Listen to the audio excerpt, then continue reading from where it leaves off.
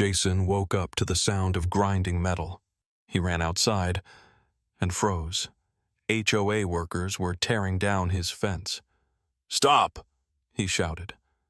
But when he saw the metal post beneath the ground marked Federal Property Border, No Trespassing, his heart stopped. The HOA had just broken federal law, and they were about to pay for it. What happened next will shock you. Let's start from the beginning. Jason Miller had lived in his suburban house for over 15 years, and in all that time, the old wooden fence at the edge of his property had stood as a quiet but powerful symbol of his family's legacy. His father had built that fence decades ago with his own hands, hammering each nail with care. It wasn't just a boundary line. It was part of their history. Jason remembered helping his father paint it when he was a kid, the two of them laughing as they got more paint on themselves than the wood. To Jason, that fence was sacred. That's why the sound of grinding metal on a quiet Saturday morning sent a chill through his body. He sat up in bed, listening as the noise grew louder. It wasn't construction. It was destruction. His heart raced as he threw on a sweatshirt and rushed to the front door. Jason burst outside and froze. Two men in HOA uniforms with HOA written in bold white letters across their chests were ripping down his fence with electric saws. Splinters of wood flew into the air as the fence collapsed, piece by piece, onto the grass. Jason's pulse hammered in his ears. His mouth fell open as one of the men, a stocky guy with a smug expression, turned toward him. His name tag read, Todd. "Hey!" Jason shouted, running toward them. "What the hell are you doing?" Todd didn't even flinch.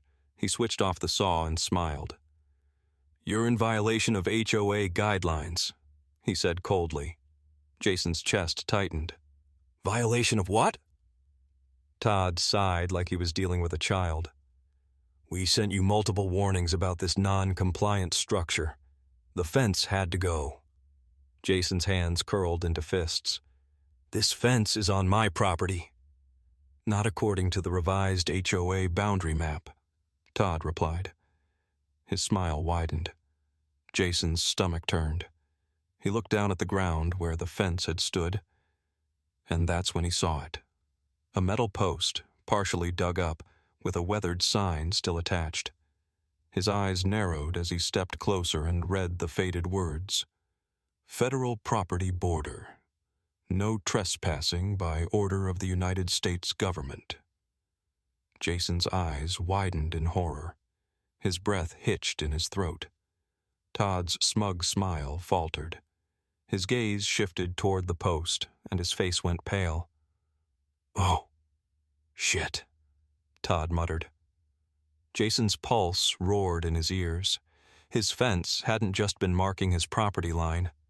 It had been marking a federal border. And now the HOA had destroyed it. Jason's eyes darkened. "You have no idea what you've just done."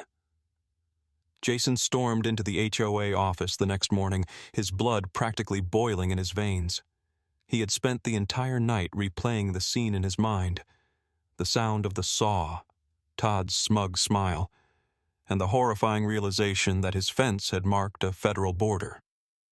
Jason had always known the HOA was a power-hungry group of busybodies, but this crossed the line.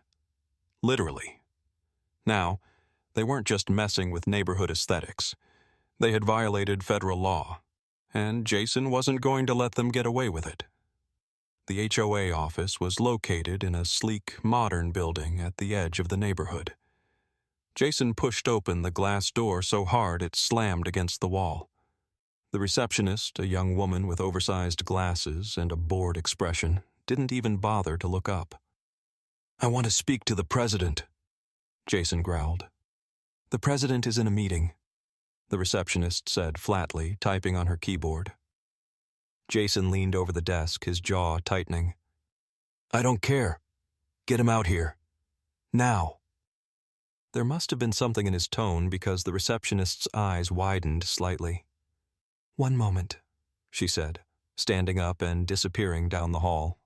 A few minutes later, Mr. Williams, the HOA president, strolled into the room. He was tall and thin, with silver hair neatly combed back and an expression that radiated condescension. His perfectly tailored suit and polished shoes screamed corporate shark. He smiled like Jason was a mild inconvenience, a pebble in his shoe. "Jason," Williams said, his tone syrupy and fake. "I understand you're upset." Jason stepped forward, closing the distance between them. "Upset?" His voice was low and dangerous. "Your goons tore down my fence. And in case you missed it, that fence was marking a federal border." William's smile froze. A muscle in his jaw twitched. "There must be some mistake." Jason's nostrils flared. "No mistake. I have the paperwork to prove it." He slapped a copy of his property deed onto the table between them.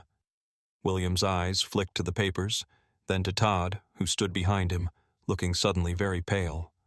Todd's usual cocky expression had dissolved into sheer panic. We had no way of knowing," Todd stammered. Jason's eyes narrowed. "You had plenty of warnings. I told you months ago that the fence was a protected structure, but you didn't listen." "Jason," Williams said, his tone shifting from condescending to defensive, "surely we can work something out." Jason took a step closer, his jaw tightening. "You're not going to work something out. You're going to rebuild that fence, and you're going to do it on your dime.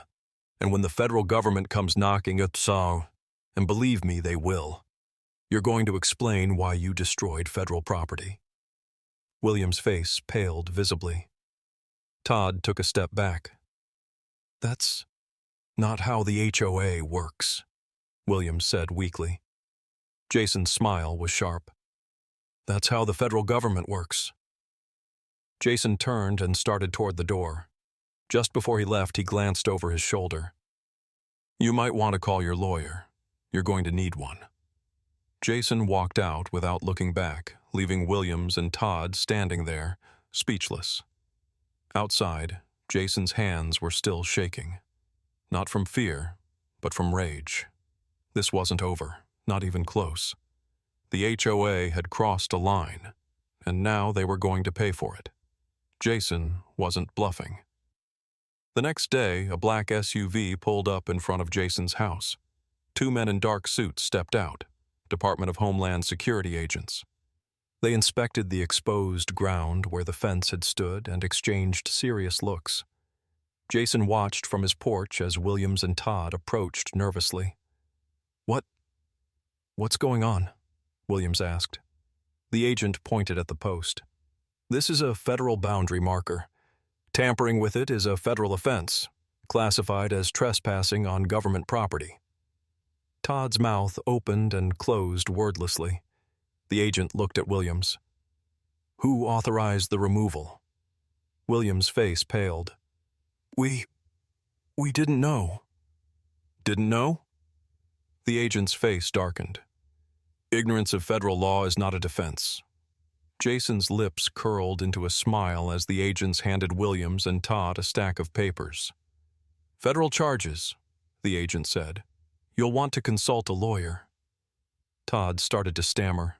"But we were following HOA policy." The agent's gaze sharpened. "Well, now you'll be following federal policy." A week later, the HOA office was in chaos. Williams had stepped down as president, and Todd had been fired. Jason's fence was being rebuilt, this time by a professional crew paid for by the HOA, and this time it was reinforced with steel posts and secured with government-grade locks.